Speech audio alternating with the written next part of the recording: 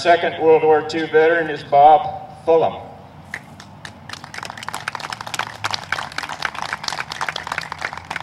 Bob is a U.S. Army veteran of World War II. Bob was assigned to the 459th Military Police Escort Guard, where he guarded German prisoners of war for the Rommel North African Army. Later, he was retained as a combat engineer and served in France, Holland, Belgium from 43 to 46. He also received the Ryland Campaign Badge for his service. Now I will introduce the Korean veterans. First be Frank Domer.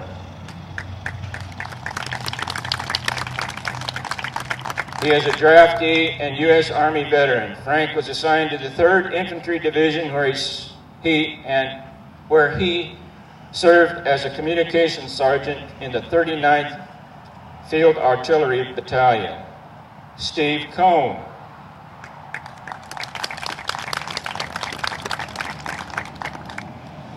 He is a U.S. Army veteran and was assigned to the 7th Infantry Division, 24th Aviation Unit stationed 8 miles south of the demilitarized zone.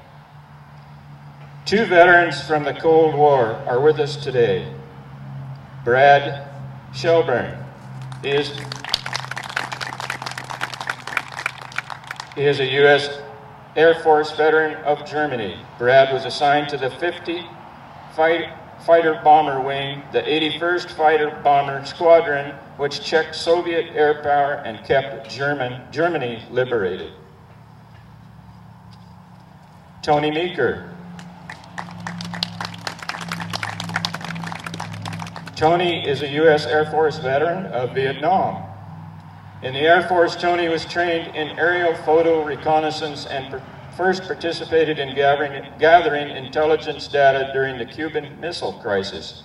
In Vietnam, Tony arrived early in the war when only 19,000 U.S. troops were present and was assigned to the 13th Reconnaissance Squadron. Rex Smith. He is a U.S. Army veteran of Vietnam. In Vietnam, Rex was assigned to the American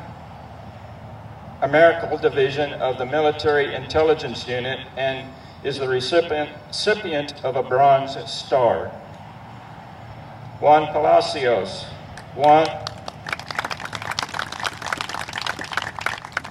Juan is a Marine Corps veteran of Vietnam. Juan is the commander of the VFW Don Hampton Post 10-626 Dayton. In Vietnam, he was assigned to the 1st Marine Division at Da Nang Air Force Air Base, which was located just south of the demilitarized zone. Richard McJunkin. Richard is a U.S. Army veteran of Vietnam. In Vietnam, Richard was assigned to the 1st Military Intelligence Battalion. Gentlemen, we thank you for your service today, as well as what you did for the whole country. At this time, I'd like to introduce Carolyn Meeker, who has a couple words she'd like to say. Carolyn? Oh, I might add, she's president of the society. Thank you, Dave. I'd like to add my welcome to Dave's on behalf of the Yamhill County Historical Society and our Yamhill Valley Heritage Center. If you'd like to become members today, you can do so over at the info booth. And you've noticed our beautiful flag monument. This was entirely funded by donations of the heritage bricks that you see on the monument. And we have almost 200 bricks left to complete the monument. You can have up to 3 lines on each brick of your choice, and you can donate a brick for $100, again, at the info booth today. Again, thank you so much for coming out, and enjoy Harvest Fest.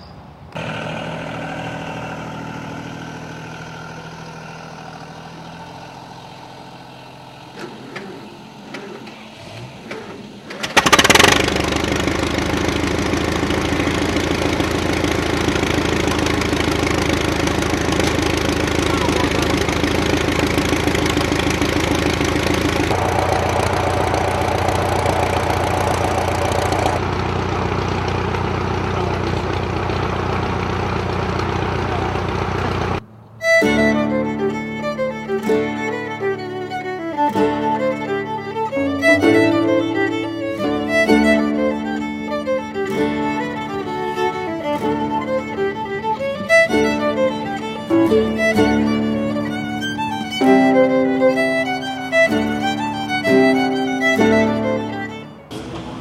it's, I saw the light, it's Sunday morning.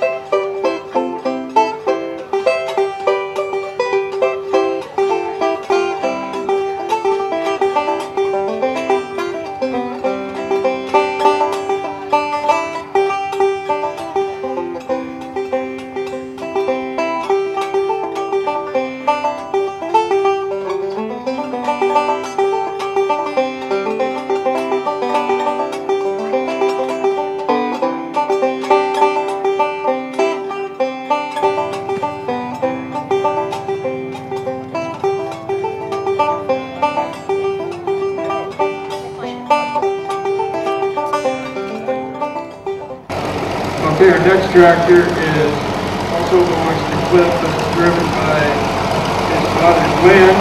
This is a 54, Oliver Diesel Super 88, 54 horsepower. Glenn had this tractor when he was farming in the 70s. The plow it's pulling is one of the Watts variable width two-way rollover plows built by Glenn himself here in McMinnville, serial number 4. Glenn had a shop here outside of McMinnville and built plows for a number of years, and he also built them in Idaho. And I think you said that it jumps over rocks. So it's a rock jumper.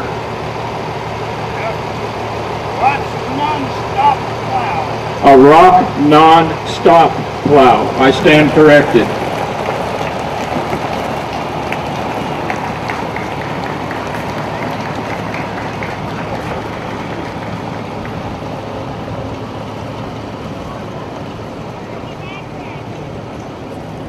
Okay, our next tractor is a 1939 John Deere HN, the N meaning a single front wheel again.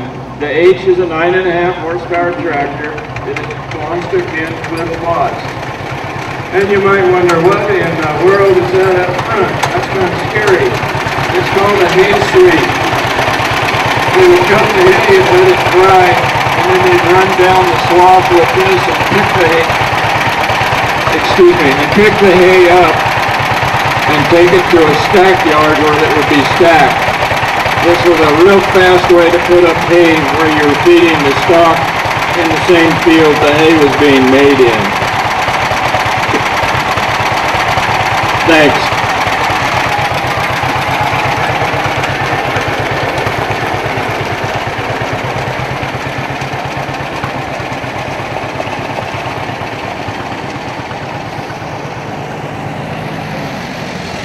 Our next tractor is driven by Wade Miller, owned by Dolan Grader outside of Amity.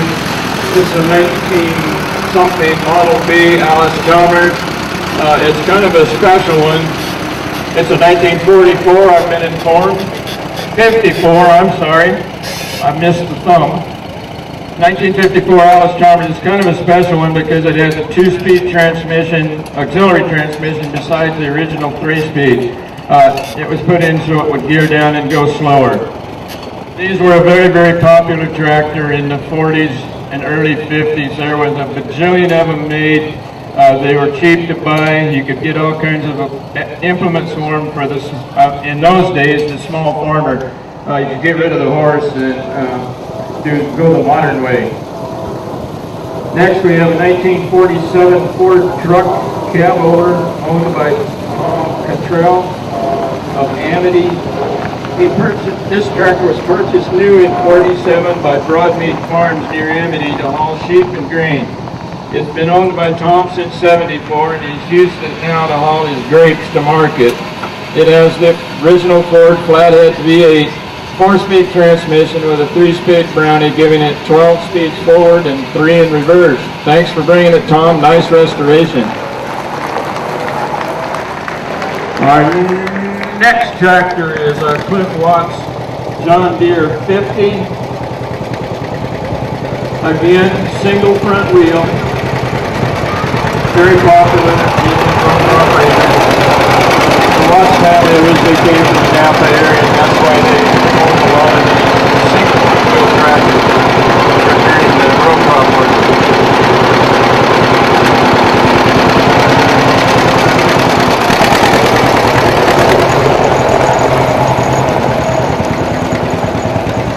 Our next tractor is a Farmall Super C, and you notice it has 2 front wheels. That's called a tricycle front end. This tractor has no serial number, so we couldn't determine the exact year, but these tractors were built from 51 to 54. It's 23 horsepower. It was restored by Chuck Cadell. They sold for $1,700 new, and it was donated to the museum by Gary Crookshank.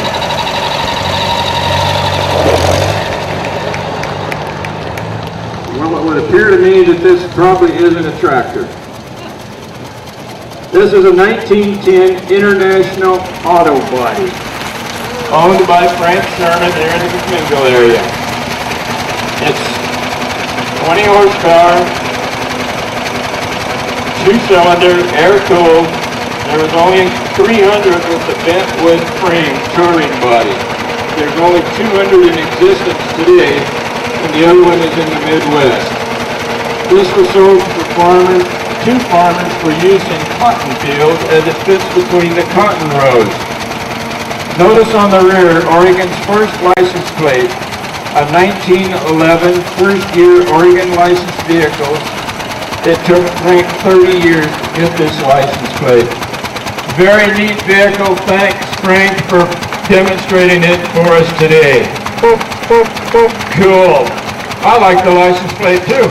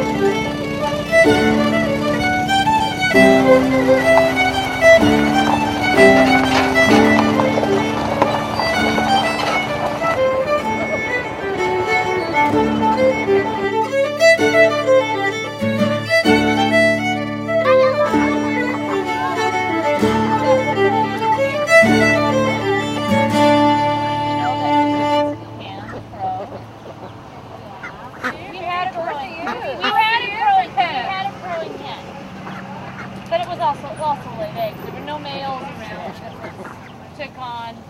I haven't seen young still. Yeah, she's still young. Yeah. But she's crowing. She's attempting to anyways. Oh, Day. Yeah. I have a flat cut like my grandpa. I know her feathers are just coming back.